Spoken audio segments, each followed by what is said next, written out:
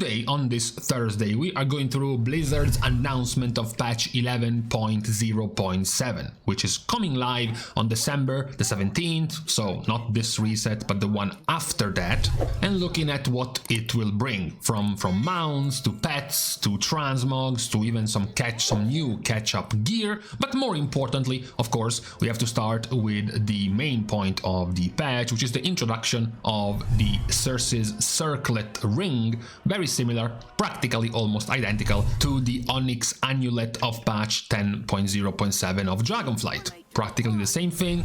You have a small minor patch with a small island being added, and in that island you can find yourself a ring without a primary stat, without secondary stats, but just 3 empty sockets that you can fill with some special gems. Now this will work in an even more streamlined way that it did back in Dragonflight, because the powering up of the item level of this ring, which starts at item level 619, will be on a week-by-week basis. By completing a weekly, you will get the item required to increase the item level of your gems. So you're not increasing the singular item level of every gem. You don't have to do some rares, elites, or events to bring up the item level. All you have to do is to basically complete the weekly quest every week up to week 6 of the patch to get the max item level of the ring. There is also going to be a catch-up mechanism for the ring's item level. If you miss one of the weeklies, you can then find the item you would have looted from the weekly from chests and rares around the isle.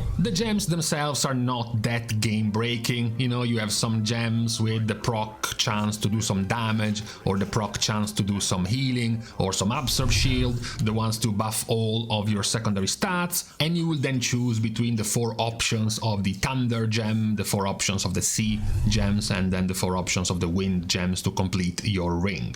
The other unique part of the ring is that it will actually be visible on your character when you are wearing it. Now, besides this new ring itself, the zone is very reminiscent, as we said, of other zones in the past, even something like Mechagon Isle back from BFA.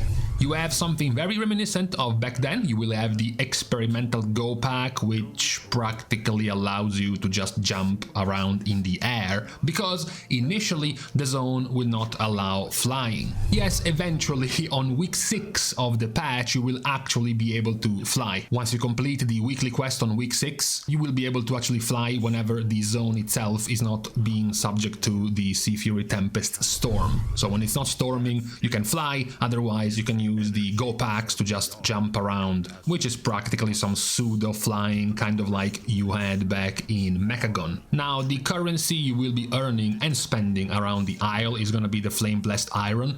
This will be necessary for practically every single thing you want to get from this new zone, and is also what you will be looting from anything, whether it is normal mobs, elite mobs, rare mobs, treasure chests, even the weekly events or the daily quests. They will all be awarding you with this Flame Blessed Iron. There are going to be some public events called Major Excavations, which require 150 Flame Blessed Iron to begin the activity, somewhat similar to the Amerjasil seeds having to be filled by players before the event would actually start. Once you have filled the bar, the event will pop up on the map. You will have to go there, clear the area up, the special rare enemy will spawn, and then killing it will finish the excavation event. These only have a 5-minute cooldown before you can go again with these expeditions throughout the area.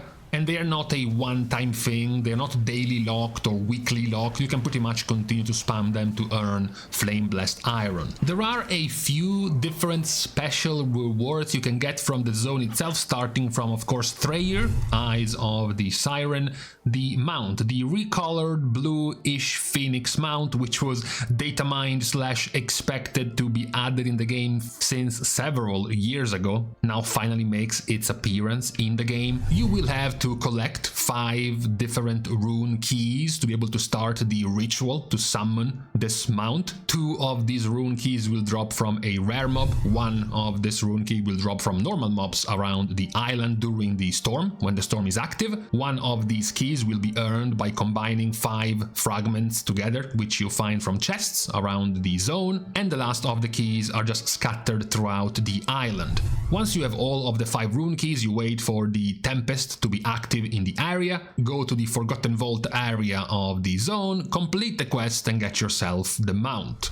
The Prismatic Snapdragon is much simpler to obtain because it's just 10 days of dailies of simply feeding meat to this dude until he likes you enough to become your mount. And then you have the meta achievement, which is much less time consuming than your average meta achievement, of course. The Breaker's Song, your flying magical ship, comes from the meta achievement I'll Remember You. Shorter, of course, due to how tiny the zone itself is. You have one meta achievement, which is simply about completing the storylines throughout the Siren Isle, which you will normally complete anyways. The second one, Serenity Now, is from completing the weeklies. The events will have weekly invasions of different enemies, either Vrykles, pirates or Nagas. There are 6 different weeklies for the 3 different types of invasions for 18 weeklies total. Excavation projects is to donate to all 3 different excavation projects on the Isle, which is very fast to do. Clean up on Isle Siren is just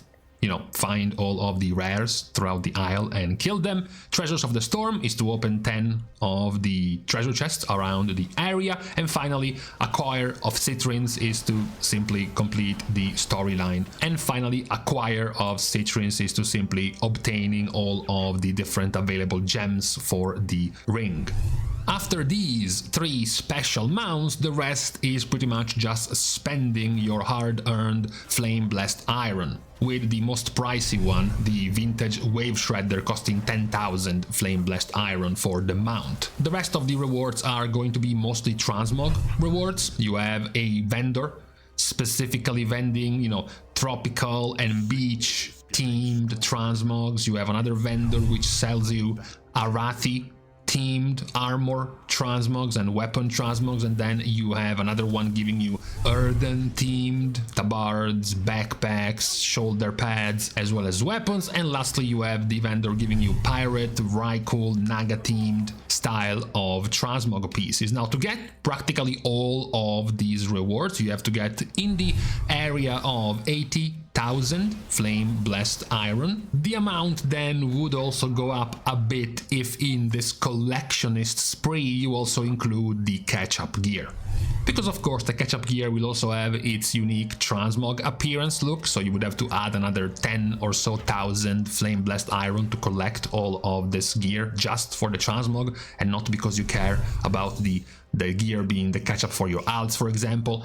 Now, we have of course a slight complaint about this, because of course this catch-up gear is by all accounts completely terrible. It's a veteran gear, 584 item level, rank 1 out of 8. So it's very low down on the totem pole of item level, as you get to the point where you can get quite quickly up to 620 item level, getting this catch-up gear over 3.5 months into the season, and still only have it at 584 item level. It's quite bad. It is quite low. You would have definitely preferred this being champion gear, track 1 out of 8, so start from 597 item level instead of 584, and cap at 619 item level instead of capping at 606. So really, most of the goodness of this entire set of catch-up gear will likely possibly be just the transmog element of the rewards rather than the actual power of the gear itself. So as pointed out, the entire content within the zone is quite tiny, as mentioned, even requiring 80,000 Flame Blessed Iron to literally collect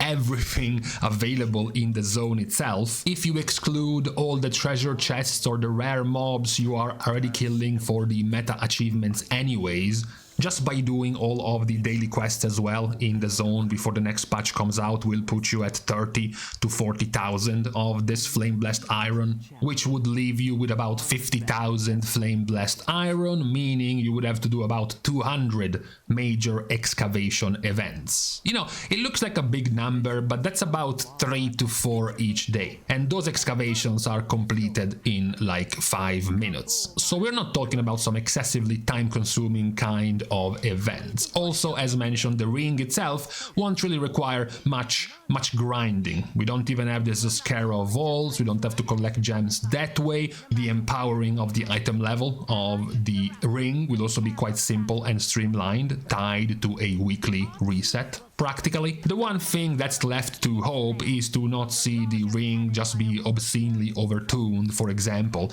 and making it very unbalanced at the release of the patch. So this is what we will have available in about 12 days from now with the release of patch 11.0.7. Of course, the second addition to this will be almost a month from then, January the 14th, with the release of Plunderstorm 2.0. We will talk about that once we have full details on it, but we can already have some slight disappointment around the event itself, since it will be again in the same zone. It will be in Arati Highlands again. But staying with what is coming out soon, this is what will be available with the new Siren Isle coming in about 12 days from now. So today, on this Thursday, this was all that was left to communicate to the player base. Now, with this out of the way, we are now leaving each other. Thanks, of course, as usual, for having watched the video, together with, of course, supporting completely for free by liking and commenting down below, as well as subscribing to the channel itself. Now, with these things out of the way, thank you guys again for watching. See you guys tomorrow, and in the meantime,